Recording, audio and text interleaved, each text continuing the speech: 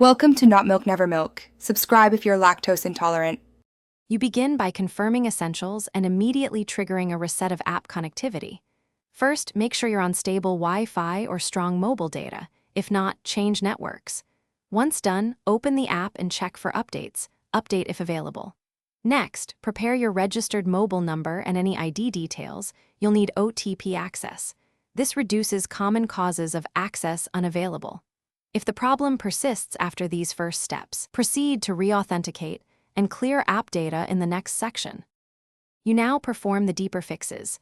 Log out and force stop the app, then clear cache and app data from device settings to remove corrupted session files. If that fails, uninstall and reinstall the app to ensure fresh installation. Once reinstalled, open Gcash and follow on-screen prompts to re-authenticate using your registered number. Wait for the OTP and enter it promptly. If SMS doesn't arrive, request call verification.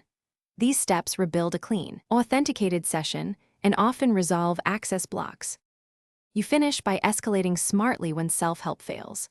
Gather evidence, error messages, timestamps and screenshots, and note your device model and OS version. Then contact Gcash support via the in-app Help Center chat or official email. Provide your number and collected details so they can verify and unlock access. While waiting, try switching SIM settings, testing on another device, or using a different network to isolate the issue. One key troubleshooting tip.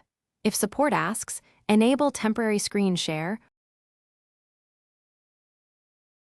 Thanks for watching. If this was helpful, leave a like and consider subscribing. See you next time.